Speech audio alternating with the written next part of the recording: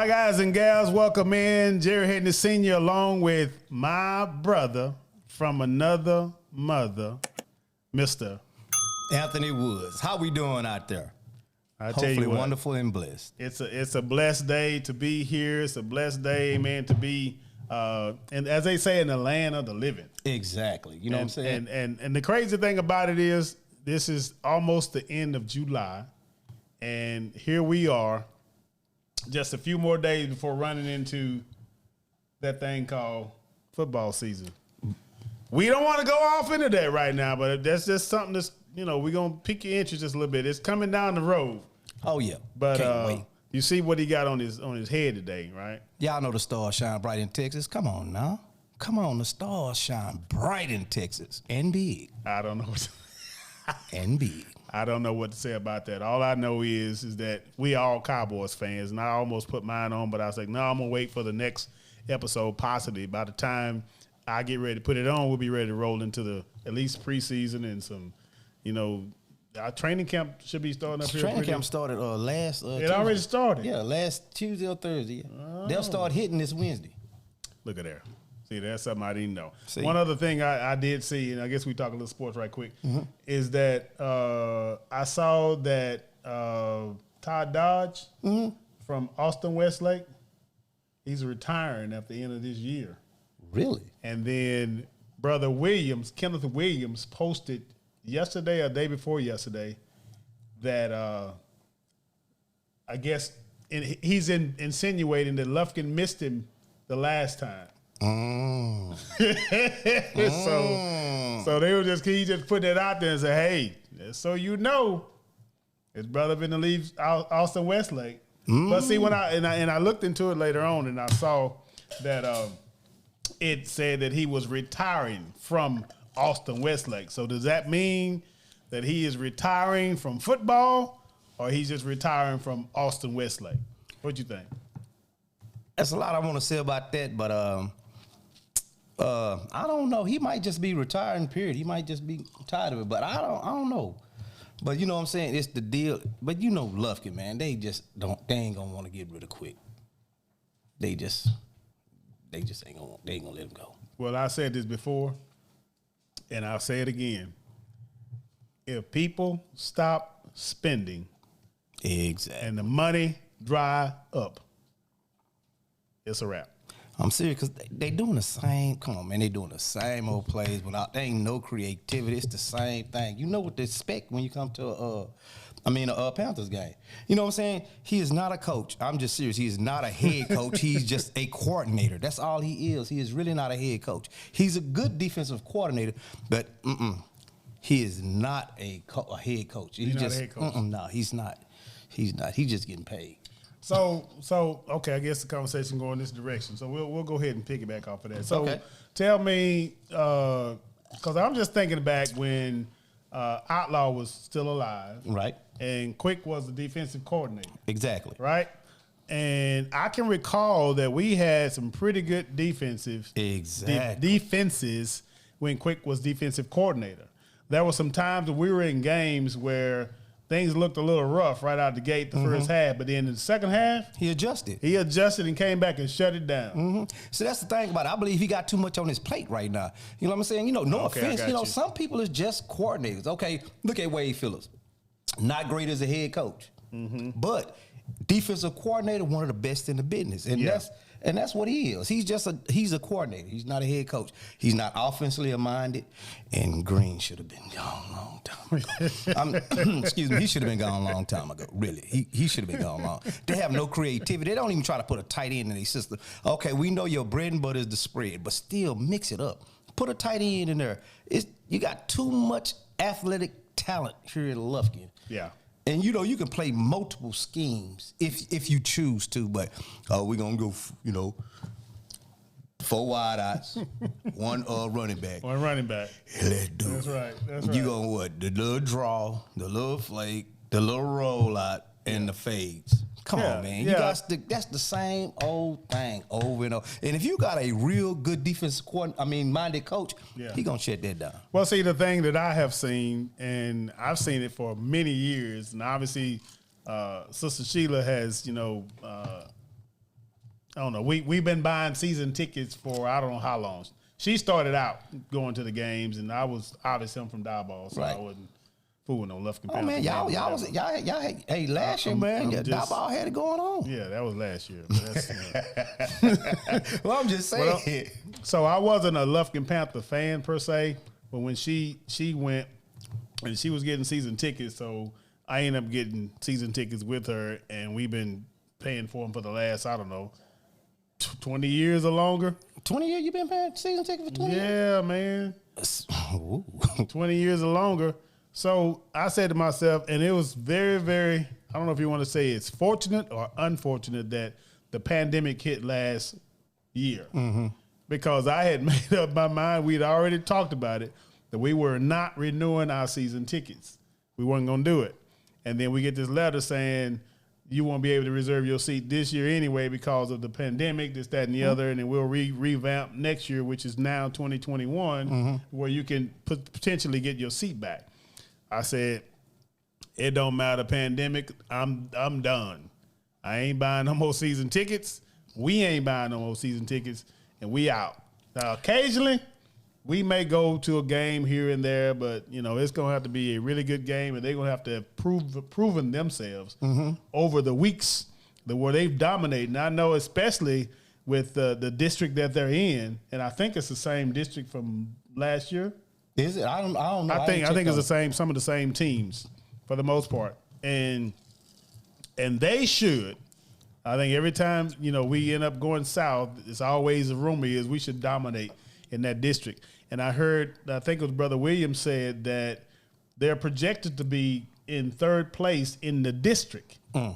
Third place in the district already coming out the gate. And our district, usually, you know, Lufkin is usually like 1 or 2. Now the standards had went down that low. It is slowly but surely fading and declining. It's going into the dirt. I hate to say it because, like you said, there's a lot of good, talented, young athletes on that team. All they need is the right molding, shaping, encouraging, and putting them in the right positions to be successful. Because you got some of them on there that, you know, maybe receivers. I mean, maybe running backs that may need to be receivers or vice versa, whatever the case is.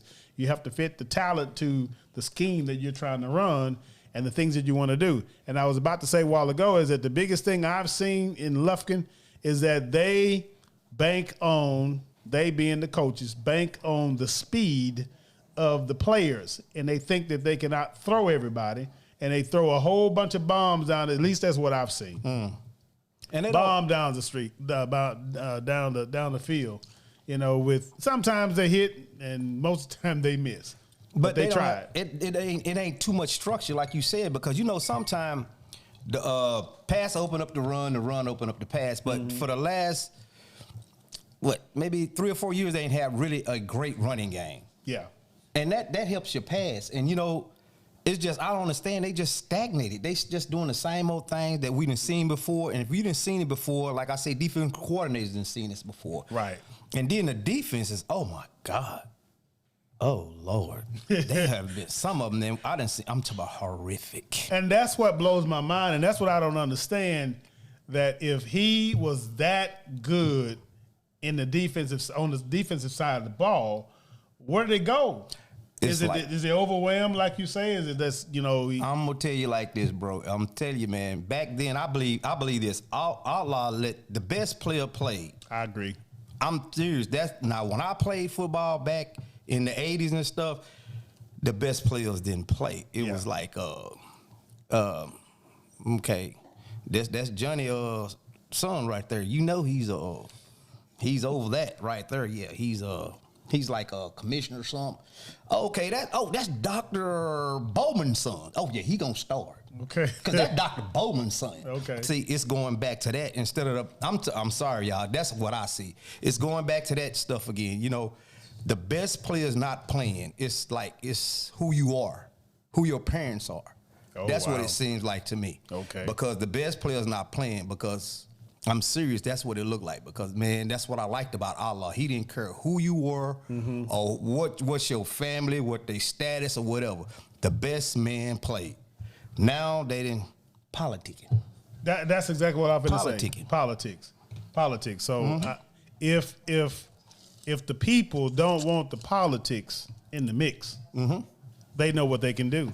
Exactly. You know, it's just like when people start, protesting and trying to go against, things that are going on in their world. Right. It's like, well, I'm gonna stop buying from, Walmart, stop buying from, Chick-fil-A or whatever. We protesting, we boycotting these cats because they're not giving us what we want, or they doing something we don't agree with. Right. Okay. Well, it's the same thing when it comes to the sports. I mean, if it's something that you are spending your hard-earned money on, because trust me, we have spent a lot of money following the Panthers. Exactly. It ain't just you. It ain't just, I'm talking, it's a lot of, man, Panther Nation is strong. It is strong. And it's a lot of people that spend a lot of money on it. And you know what I'm saying? That's not right to the kids. And it's not right to the consumers that's putting money back into their alumni. You know what I'm saying? Because, I am an alumni of Lufkin. Yeah. And you know what I'm saying? It's just unsatisfactory, man. Yeah. I'm talking about something got to be done. So, but how do you fix it? I mean, is it the school board, or is it, what? That's how you fix it. Well, we're sorry, sir, but the last couple of years, it's just not been up to par. So we gonna let you go. You know what I'm saying? Hey, don't get us wrong. We'll give you a great recommendation, but you ain't gotta go home, but you got to get the HE double hoppy sticks up out of here, buddy. Well, got to go. I'm just saying. I guess from, if these people are being paid, by the community. Right. Should there be a situation where the community is aware of what the contract states? If it's a certain amount of district games you need to win, or do you need to win district, or do you have to meet the playoffs? What is the bar? What's the goal for the position? Say, well, we're giving you 5 years, 8 years, 10 years to get to this level. You haven't gotten there yet. Okay. Maybe there's not a mark. That's what I was just going to say. No, it's a mark, bro. There's a mark. And I don't know. I think it's a lot of people, we just not speaking out against it. This is going with status quo. But come on, man. A lot of them is furious about it, man. Look at Facebook after these Panthers game, man. They be going off the chain. But I know one in particular be going off the chain. Oh, yeah, I sure do go off the chain. I ain't going to mention no name. But he's sitting right here next to Anthony Woods, because it don't make no sense, man. I wore that purple and gold. Yeah. You know what I'm saying? I fought hard for that. And all the guys that played ball with Lufkin, we know, man. We might didn't have one of the greatest teams, but we had some good teams. You know what I'm saying? I just don't see that heart, that desire, that grit, that grind, man. I don't see, especially on defense, man. I was a defensive tackle, and I don't see that hard nose, that grind. When I'm talking about that dog, that yeah. I don't see that, man. Yeah. It's like, and you know what? It's not the kids, it's the coaches. It's the coaches. I'm serious, man, because we had some coaches, man. They can motivate you. Yeah. I'm talking about that's all you have to do is motivate. You know what I'm saying? Because you is only as good as your coach. Mm-hmm. And like I say, I just don't think they up to par. Especially Quick, by him being a good defense at once upon a time, was a great defensive coordinator. But what happened to that? Yeah.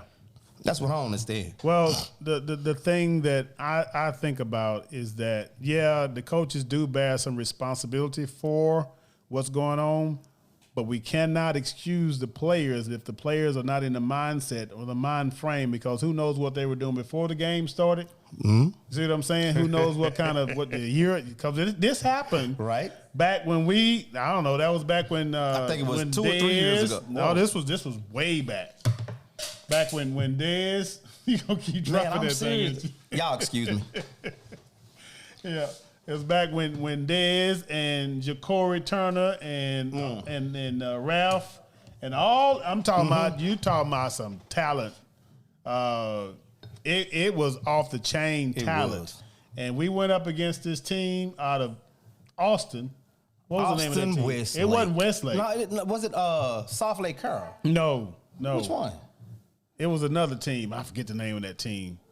Them the only ones we lost to, I think, was South Lake Carroll when we was. Yeah, we did. That was in the semis though. When we lost to South Lake Carroll in the semis, but it was a team in the second round. We got beat by this team down there in Houston in the second round, and we had just blew out a team in the first round. Almost seemed like it was like 70-20 20. Was it clean? Round Rock. Was it Round Rock? Was it Round Rock? Round Rock? That don't sound right. That don't sound right. But anyway, we got not blew out, but we got beat real bad because the rumor was that it was some drama going on before the game. With the coaches. No, coaches and also with some kids because one dude was messing with this other player's sister or something like that. And yeah, man. Yeah. Yeah, that's just rumor. I don't know that for a fact, but that's just things that's that why you gotta have the coaches got to come in and nip that in the bud. But that's what I'm saying. I'm saying we just can't say it's the coaches. True, they bear some responsibility, but it's more than the coaches that's playing this game. If you got to be mentally prepared, and I'm talking like I played football forever, right? I didn't. I was in the band. I played baritone. Okay, I was in football for 1 year. But I do know when we got prepared for. Hold up. What happened to football, bro? Why you couldn't handle it? Man, let me tell you something. Yeah. Go on, tell me. Man, come on, because you look like you football size. No, I was a whole lot skinnier than I am now. Okay, believe that. But anyway, I tried football for 1 year. I think it was 8th grade or whatever. And I guess the biggest thing for me was I don't think I was prepared for doing all that practicing and running and hitting people and all that stuff. I was little. Like I said, I wasn't big. So I just didn't care for that. Plus, all them, no offense, all them musty uniforms and stuff you had to, be around and all that. Yeah, really? I'm just telling you. Yeah. Man, that's part of football, man. I'm glad, man, football saved me. It's hot. You out there running, and the other thing was, dedication. I guess I wasn't good enough to be able to play. Now there you go. You didn't already see it. You didn't see it. That's all you had to say. We could have cut all that short. You going all through that. I'm just saying. I'm just saying. That's all you had to say was you weren't good enough, man. Ain't nothing wrong with it. You know what I'm saying? I remember when we played somebody. I can't remember what team it was, but obviously I wasn't a starter, right? Okay. So we must have been down real bad against they been let them kids that's been practicing, let them go out there and play too. Mm-hmm. And for whatever reason, I think I had something going on with my ankle. And I don't know, man. It's some dude took off whatever, and I'm limping down the field trying to catch him. Oh, okay. So it was just it was a good experience. I had it. I can say I did it. And but my thing was getting in to learn music and preparing my mind for memorizing music and notes and things like that, and marching and competition and and all. So, see what I'm saying? You can't roll with me on that. See what I'm saying? That's it, baby. That's it.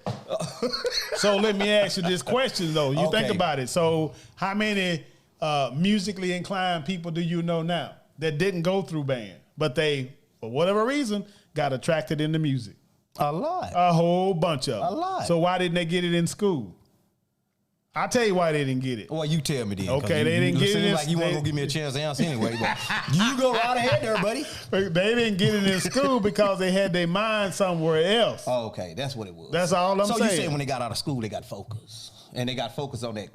They grew up. Oh, that's they what matured. Oh, okay. They developed into themselves, and now they started to realize what was important. Did I take the time to learn what I needed to learn while I was in school, or did I get out here and figure out, what?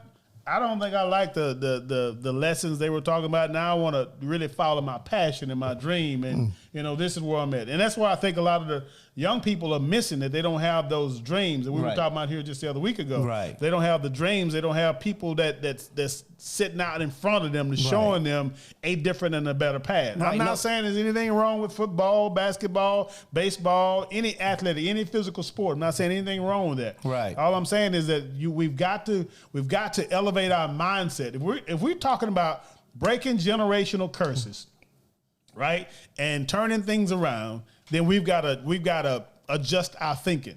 We can't do the same things that mom and daddy and grandmama and grandpapa taught us back in the day. We've got to change it up. Right, but at the same time, Mr. Handy, we got to have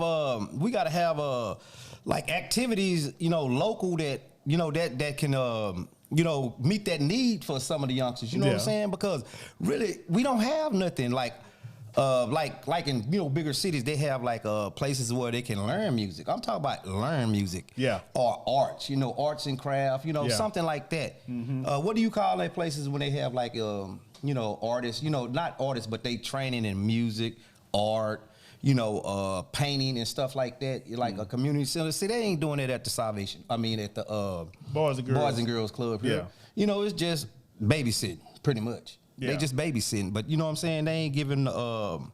We need organization where it's gonna teach kids like other skills, like you say, besides sports. Yeah. You know what I'm saying? Especially with music, poetry. You know what I'm saying? Writing, drawing, art. We need something like that in Lufkin. You know what I'm saying? Yeah. And that'll bring out a whole bunch of kids, because you got some that's not athletes, but they can draw. You got some that's got a good ear, probably be good in music. Right. I'm talking about mathematics, science, anything. Right. Literature. Yeah. But we don't have that. We just have the Boys and Girls Club, and we have Pop Warner football. That's all we got. And that's that's a good observation, and I think you spot on when it comes to that. But I think sometimes we have to, as parents and even as a community, sit down and think about how we collectively, again, like we talked about here the other day, how we collectively can bring about some changes in the community. I mean, if it's a situation where, okay, well, they're not getting access, right? You know what I'm saying? Certain people who have privileges in certain areas or whatever the case is, how can we counteract that and do things that's going to be beneficial for our community? Not saying that we're trying to be better than anybody else, not saying that we're trying to rise above anybody else. All we're trying to do is just get our fair share of what it is that belongs to us. But it starts out with us understanding who we are. Right. And I think that's one of the biggest things that we miss, is that we have lost, and I'll talk about this here as well, we've lost our true identity. Mm-hmm. And I can get it. I understand if you've been, taken from another country and brought into this country and not have the culture and the roots and things that you grew up with or whatever the case, or that you gravitated toward and that was a part of who you were. Right. And you get brought over to a land where now you getting told and taught things that they want to teach and share with you or whatever the case is. And then when it comes to you trying to, learn more about your roots and your heritage, and it's great to have movies called Roots and things like that. But at the same time, the more you begin to understand who you are, if you were a king or queen, if you were, put up, you built pyramids and whole nine, if you knew all that stuff about you, that would give you a different interpretation or a different mindset about yourself. And they trying to take that out. But anyway, I was going to say this, but you got to remember, was it Martin Luther King that said this? If you give a man 400 years head start in a race, okay, and when we finally get in the race, but they got 400-year jump, that means, you got to at least, if you say who you are by being a Christian, you got to help make up the gap. Yeah. And you know what I'm saying? I'm talking to our Caucasian brothers and sisters out there that's true believers, and because I know it's a lot of them out there, but the thing about it, your silence, you got to speak up. You know what I'm saying? That's the only thing they silent. They mean good, and I know they got great hearts, but a closed mouth don't get fed. Mm-hmm. You know what I'm saying? And that's another thing. We behind the gun. Right. And we've been behind the gun. And another thing with us as well, we don't exercise our right like we should. We don't ask the questions that need to be asked. You know what I'm saying? Because we got so much power that we don't think we have. And we do have it, and we don't know how to exercise it because we're not educated on it. Mm-hmm. Once we get educated on our rights, especially your rights, you know what I'm saying? Your right to this and your right to that. Mm-hmm. And right now, they're trying to strip us away of all those rights. Mm-hmm. You know what I'm saying? I'm serious, man. I'm talking about just strategically, but anyway, trying to just strip away first of all, our voting rights. Mm-hmm. They doing that all through the South. You know what I'm saying? I'm like, okay, from Arizona all the way up to Louisiana, Texas, and all that, man, they're trying to strip our rights. Mm-hmm. But we have to stand up for this. We have to talk about it. We have to let them know. And when it comes to voting times, we got to get them people up out of there. You know what I'm saying? You got to get to the votes, because if you don't, you ain't have to worry about it because you won't be voting. They're going to make it so hard for you to vote that it's just crazy how they doing. But like I'm saying, though, we got to be more aware of our rights. We got to be more aware. And sometimes that's why I got into politics a little bit, because you got to see what's going on, really. You got to, and it controls you. That's true. You might think it don't affect you, but it affects you very much. So it's best to behoove some of these politicians out there that you voting for. Just don't go to listen to their politics. You know what works best for you. Right. And you know what's, like I say, I could never be a Republican. You know what I'm saying? No offense to Republican, because you know what? To be honest with you, they don't have my best interest in heart. And that's just the truth. That's like if you going into a fight with somebody, you're going to check them out, okay, if you're going to be down here with me like this, okay, we're going to ride like that together. Nah, Republicans ain't riding with our, you know, us dark colored people, us brown peoples, and a lot of us other peoples. They just want to keep it status quo. Well, you know I've always said all along, and I'll continue to say, I'm not a Republican. I'm not a Democrat. I didn't say I was. I ain't saying what I'm saying. I'm just saying who I can't fool with. I'm just letting you know I can't fool with them. Right. I just can't, because they don't have my best interest. That only leaves two other parties. Independent. Yeah, that's what I'm saying. I'm Democrat or independent. But okay. I vote for Democrats because you know what I'm saying. They seem like they're more for me and my people, our people, than the Republicans are. So I will vote with them. You know what I'm saying? Because it seems like they got some of my best interests in in heart. You know what I'm saying? It's like they gonna help me better than the Republicans. I put it like that. And I think it probably depends on which Republican, because I wouldn't want to put them all in the same boat, because it's like saying black people, all black people are bad. You know what I'm saying? All of them have a negative connotation. All of them have a negative whatever. But when I say Republican, y'all, okay, let me clean this up. When I say Republican, I'm talking about who is representing y'all. I'll put it like that. Who is representing y'all in the House and in Congress? That's why I'm cleaning up, because I know I have a lot of friends, and I know they're Republicans. They good people, but I'm saying I just couldn't support what they got, and I don't see how they voted them in there. Anyway, that behooves me. But anyway, what I'm saying, who is representing them? Look at what y'all leaders are doing. Yeah. Look at what they're doing to black and brown voters.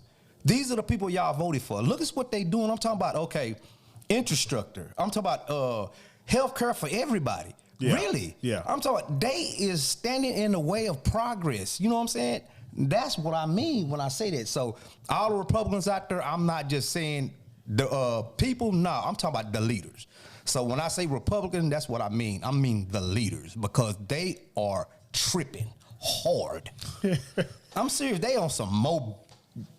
Well, I think at the end of the day, like I said, there are bad apples in every situation. But man, there's bad apples everywhere.